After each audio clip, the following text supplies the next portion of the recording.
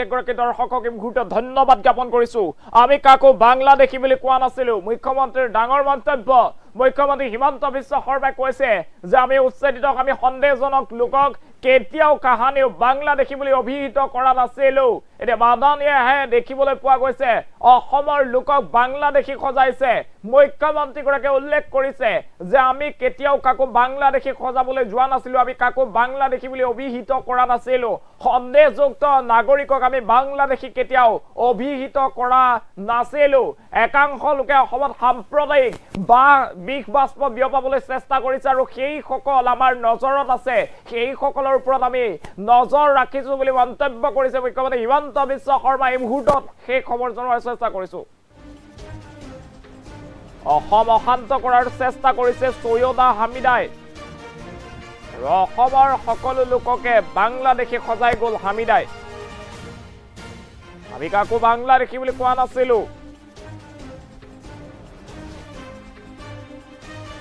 অসমত সাম্প্ৰদায়িক সংঘৰ্ষ লগাবলৈ চেষ্টা কৰা সকলক আমি নজৰত ৰাখিছো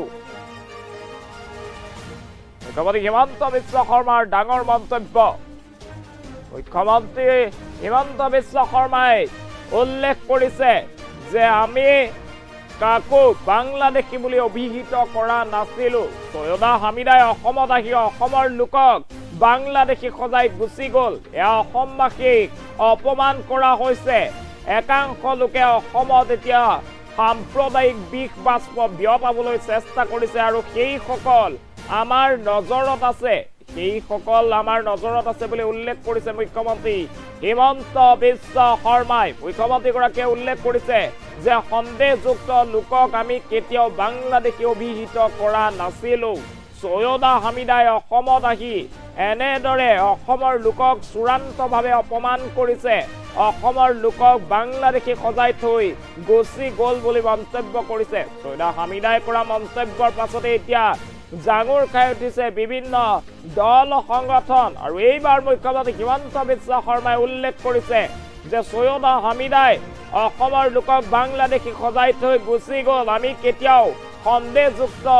নাগৰিকক বাংলাদেশী বুলি অভিহিত কৰা নাছিলো আৰু এনেদৰে সৈয়দা হামিদাৰ মন্তব্যৰ পাছতে জাঙুৰ খাই উঠিছে মুখ্যমন্ত্ৰী হিমন্ত বিশ্ব শৰ্মা মুখ্যমন্ত্ৰীগৰাকীয়ে উল্লেখ কৰিছে যে একাংশ শক্তিয়ে অসমত সাম্প্ৰদায়িক বিষ বাষ্প বিয়পোৱাৰ চেষ্টা কৰিছে আৰু সেই সকল আমাৰ নজৰত আছে সেই সকল লোক আমাৰ নজৰত আছে বুলি মন্তব্য প্ৰকাশ কৰিছে মুখ্যমন্ত্ৰী হিমন্ত বিশ্ব শৰ্মাই মুখ্যমন্ত্ৰীগৰাকীয়ে কৈছে যে আমি কাহানিও কেতিয়াও কাকো বাংলাদেশী বুলি অভিহিত কৰা নাছিলো বুলি মুখ্যমন্ত্ৰীগৰাকীয়ে মন্তব্য কৰিছে এই মুহূৰ্তত ফুল প্লেটৰ সহায়ত সবিশেষ খবৰ পুনৰবাৰ জনোৱাৰ চেষ্টা কৰিছো অসমক অশান্ত কৰাৰ চেষ্টা কৰিছে সৈয়দা হামিদাই অসমৰ সকলো লোককে বাংলাদেশী খজাই গুচি গ'ল হামিদাই আমি কাকো বাংলাদেশী বুলি কোৱা নাছিলো অসমত সাম্প্ৰদায়িক সংঘৰ্ষ লগাবলৈ চেষ্টা কৰা সকলক আমি নজৰত ৰাখিছো মুখ্যমন্ত্ৰী হিমন্ত বিশ্ব শৰ্মাই ডাঙৰ ঘোষণা কৰিছে সৈয়দা হামিদাই কৰা মন্তব্যৰ পাছতে এতিয়া অসম জুৰি তীব্ৰ আন্দোলনৰ সৃষ্টি হৈছে বিভিন্নজনে বিভিন্ন ধৰণৰ এতিয়া প্ৰতিক্ৰিয়া ব্যক্ত কৰিছে তাৰ মাজত মুখ্যমন্ত্ৰী হিমন্ত বিশ্ব শৰ্মাই এইবাৰ জাঙুৰ খাই উঠিছে সৈয়দা হামিদাক লৈ সৈয়দা হামিদাই অসমৰ লোকক বাংলাদেশী খজাই থৈ গুচি গ'ল আমি কেতিয়াও কাকো বাংলাদেশী খজোৱা নাছিলো আমি সন্দেহযুক্ত লোকক কেতিয়াও বাংলাদেশী খজোৱাৰ চেষ্টা কৰা নাছিলো অসমীয়াকে অপমান কৰিছে সৈয়দা হামিদাই একাংশ লোকে অসমত সাম্প্ৰদায়িক বিষ বাষ্প বিয়পোৱাৰ চেষ্টা কৰিছে আৰু সেই সকল আমাৰ নজৰত আছে বুলি উল্লেখ কৰিছে মুখ্যমন্ত্ৰী হিমন্ত বিশ্ব শৰ্মাই মুখ্যমন্ত্ৰীগৰাকীৰ মন্তব্য আছে সেই মন্তব্য আগবঢ়াইছে অসমত তেওঁলোকে বিতৰ্ক আৰু সংঘৰ্ষৰ সৃষ্টি কৰিব খোজে কোনো দেশতে বিদেশী নাগৰিকক কোনো দেশে গ্ৰহণ নকৰে বাংলাদেশ পাকিস্তানী ভাৰতত থকাটো দৰকাৰ নাই তেওঁলোক এই হামিদা যিগৰাকী ব্যক্তি আহিছিল তেওঁ অসমৰ সকলো মানুহকে বাংলাদেশী খজাই গুচি গ'ল এইটোতো অসমৰ মানুহৰ কাৰণে অপমানহে হৈছে আজি অসমৰ যিখিনি আমাৰ মানুহ আছে কাকোতো আমি কেতিয়াও বাংলাদেশী বুলি কোৱা নাই তেওঁৱে আহি কৈ গ'ল যে এইবিলাক বাংলাদেশী বুলি তাৰমানে আচলতে এই মানুহবিলাকে অসমত সাম্প্ৰদায়িক সংঘৰ্ষ লগোৱাৰ চেষ্টাত আছে। আমি তেওঁলোকৰ ওপৰত নজৰ ৰাখিছোঁ। অসমক আমি অশান্ত কৰিব নিদিওঁ। অসমত তেওঁলোকে বিতৰ্ক আৰু সংঘৰ্ষৰ সৃষ্টি কৰিব খোজে। কোনো দেশতে বিদেশী নাগৰিকক কোনো দেশে গ্ৰহণ নকৰে। বাংলাদেশ, পাকিস্তানী ভাৰতত থকাটো দৰকাৰ নাই। তেওঁলোক এই হামিদা যিগৰাকী ব্যক্তি আহিছিল, তেওঁ অসমৰ সকলো মানুহকে বাংলাদেশী সজাই গুচি গ'ল। এইটোতো অসমৰ মানুহৰ কাৰণে অপমানহে হৈছে। আজি অসমৰ যিখিনি আমাৰ মানুহ আছে,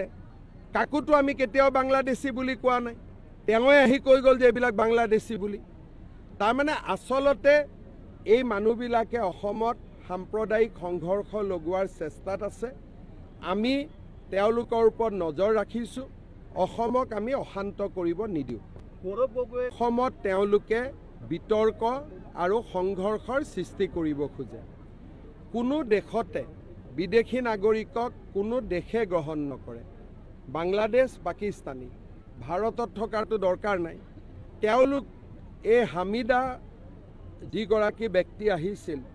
তেওঁ অসমৰ সকলো মানুহকে বাংলাদেশী সজাই গুচি গ'ল। এইটোতো অসমৰ মানুহৰ কাৰণে অপমানহে হৈছে। আজি অসমৰ যিখিনি আমাৰ মানুহ আছে, কাকোতো আমি কেতিয়াও বাংলাদেশী বুলি কোৱা নাই। তেওঁৱে আহি কৈ গ'ল যে এইবিলাক বাংলাদেশী বুলি।